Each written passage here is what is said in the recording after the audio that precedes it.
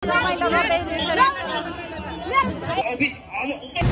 Good morning नमस्ते साथीहरू हजुरले मेरो ड्रेस र यो परिवेश देखेर थाहा पाइसक्नुभयो होला म कहाँ छु भन्ने कुरा र म किन छु भन्ने कुरा त भन्नै पर्दैन होला यो परिवेश देखेर। अब हामी चाहिँ यो टेम्पो चढ्न गइरहेछौँ। म्याडमहरू आइराख्नु भएको छ।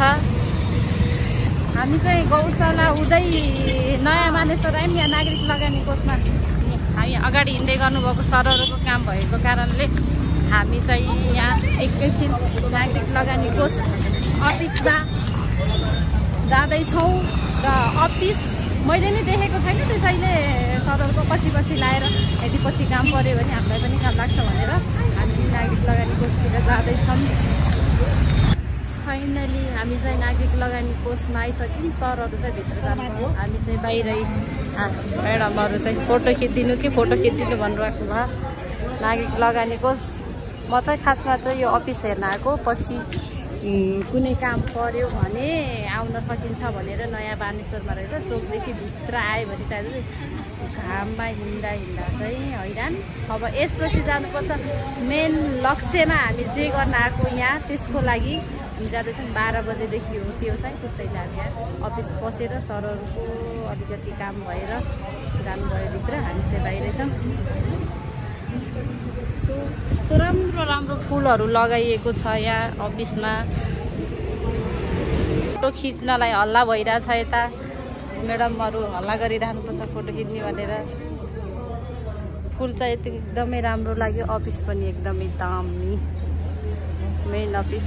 म चाहिँ आफ्नो नागरिक लगानी कोष बनाउँदा चाहिँ आएको थिएँ, त्यसैले हामी चाहिँ माथि अफिसमा जान लाग्छौँ।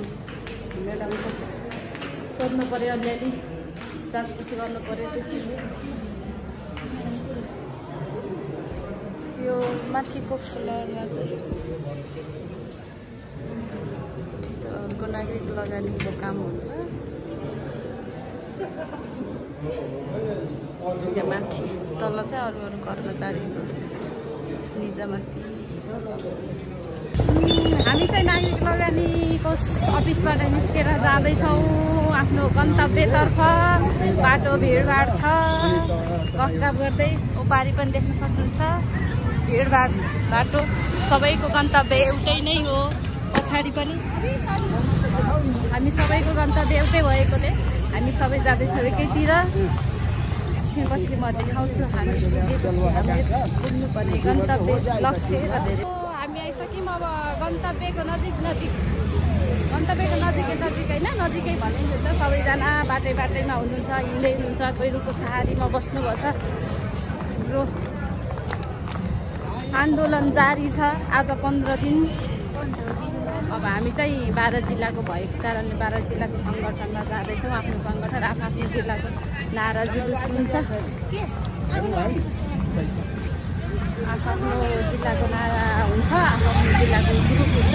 त्यसैले हामी जाँदैछौँ 12 जिल्लाको ग्रुपमा। म देखाउँछु हजुरलाई। यो भिडभाड सब शिक्षकहरू नै हो। उहाँहरू आज 15 दिन हुँदासम्म पनि यो सरकारले कुनै पनि चासो देखाएको छैन। खै कहिलेसम्म चल्छ यो आन्दोलन, कहिलेसम्म पाउने हो यसरी दुःख घाममा। कता हो सर?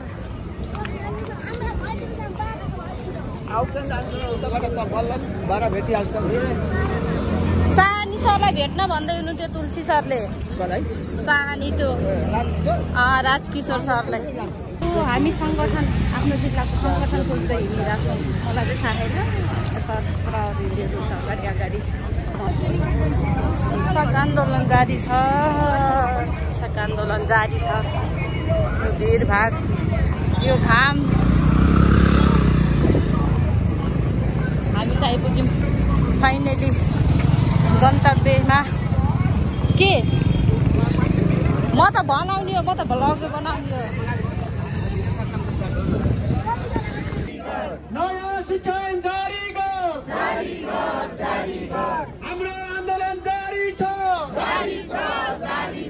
हाम्रो आन्दोलन जारी छ। नेपाल शिक्षक महासङ्घ जिन्दाबाद, शिक्षक कर्मचारी एकता जिन्दाबाद।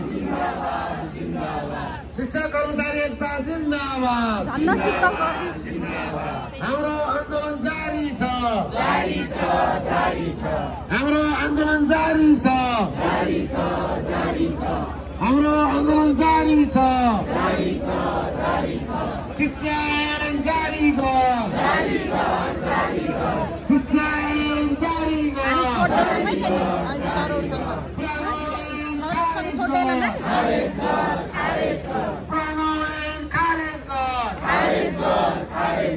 शिक्षक महासंघ जिन्दाबाद। शिक्षक महासंघ जिन्दाबाद। नेपाली शिक्षक के भन्छ? नेपाल शिक्षक महासंघ जिन्दाबाद। कृपया अगाडि सबै साथीहरू अगाडि पेटीमा नबस्दिनुहोस् न। कृपया शिक्षक साथीहरू लाइनमा आइदिनुहोस् न। हाम्रो यो आन्दोलन केही दिनमा तुलिएर उनीहरूको त्यस्तो किसिमको आशा थियो, तर त्यस्तो हुने छैन, अवश्य हुने छैन। हाम्रो कहिल्यै थाक्नेवाला छैन। यो एउटा थुप्रै साथीहरूले हरेक दिन आफ्ना संस्थागत धारणा विषयमा र राज्यले आजसम्म पनि वास्तविक गम्भीर नभएको ठहर गर्दै जुन खालको आन्दोलन हिसाबले अगाडि बढिरहेको छ, कसरी उपलब्धिमूलक र सञ्चालकहरू, विद्यालय सञ्चालकहरू हिजो अध्यक्षले पनि आफ्नो सम्बोधनमा भनिसक्नु भएको छ। नेपाल शिक्षक महासंघले पनि अनुरोध गरिसकेको छ, तपाईहरू यो वृहत शैक्षिक आन्दोलनमा तपाईहरूको लिखित ऐक्यबद्धतामा केही दिन बन्द गरेर तपाईहरू पनि आन्दोलनमा सघाउनुहोस्। र अर्को कुरा, यदि नेपाल शिक्षक महासंघको ब्यानरमा आन्दोलन हो, सरकारको आन्दोलन हो, तपाईँ हामी सम्पूर्ण जो यो नेपाललाई एउटा शक्ति हो आदरणीय साथीहरू, यहाँ हामी कोहीसँग लड्न आएका छैनौँ, कोहीसँग जुझ्न आएका छैनौँ। हाम्रो एक सूत्रीय माग छ। त्यो माग भनेको शिक्षा ऐन जुन हामीसँग सहमति भएको रमाइलो गर्नुपर्छ, नाचेर काठमाडौँ रमाइलो गर्नुपर्छ। नाच्नुहुन्छ, जानु नाति भाइ बेटा।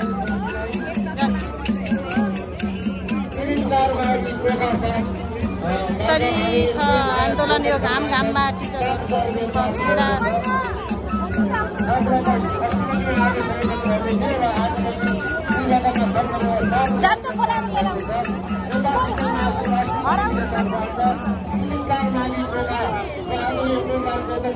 फोन गरेर उठाउनु भएन। यसरी रमाइलो यसरी रमाइलो गर्दै ल भाइ ल यसरी रमाइलो गर्दै 12 जिल्ला गर्ने क्रममा सँगै चिन्जान भएको।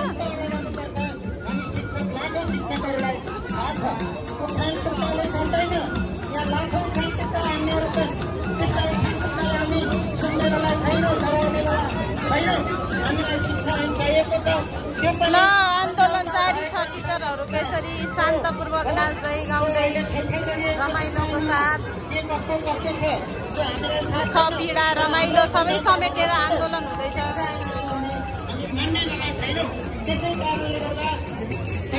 अब चाहिँ हामी आन्दोलन सकेर जान्न छौँ। बाहिर निस्किन थालेको भिडभाड हुँदैछ, देख्न सक्नुहुन्छ यति धेरै भिडभाड छ।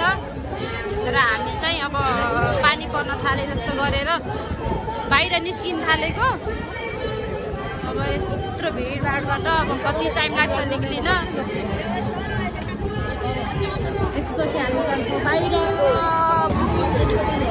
देख्न सक्नुहुन्छ यो भिडभाड छ, यति भिडभाड छ, यति भिडभाड छ। यति धेरै टिचरहरू आउनुभएको छ कि विभिन्न ठाउँबाट। अझै त कति आउँदै हुनुहुन्छ क्या टिचरहरू। अझै आन्दोलन जारी नै छ नि त। त्यही धेरै टिचरहरू आउने क्रम जारी नै छ। सायद लाग्छ आजभन्दा भोलिको सहभागिता सबैको धेरै नै हुनेछ। हिजोभन्दा आज धेरै, आजभन्दा भोलि धेरै। हजुर ए नाच्नु नाप्नु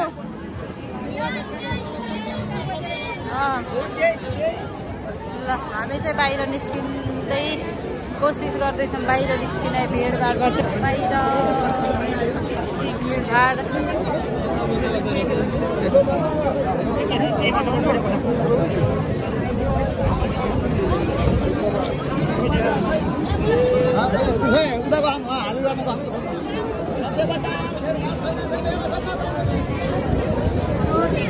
नवलपुरको टिम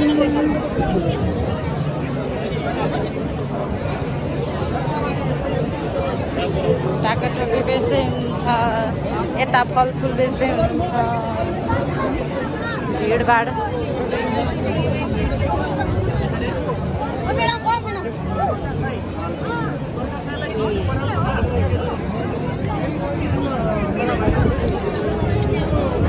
कति किलोमिटर होला यति भिड छ नि हो अब हामी चाहिँ पुलनिर पुग्न थालिसक्यौँ किनकि यहाँ पुलनिर बोलाएको सरलाई भिडभाडमा के बोल्नु मलाई त बोल्न नि आउँदैन भिडभाडमा मेरो बोली भन्दा त बाहिरकै बोली आयो होला धेरै यति धेरै भिडभाडमा कसले चिन्नुहुन्छ हिँड्दा हिँड्दा हिँड्दा हिँड्दा मेरो खुट्टा दुखिसक्यो आज बल्ल बल्ल बल्ल बल्ल हामी आउँदैछौँ धरहराको एरियामा यति खुट्टा दुखेछ म त ढल्छु होला आज त्यो सही गेट यो नयाँ नेपालको धरहरा बालेनको लागि के अरे बालेनले के भन्नुहुन्छ अरे बिर्सेँ सेतो टावर बालेनको लागि चाहिँ सेतो टावर अरूको लागि चाहिँ धरहरा यही हो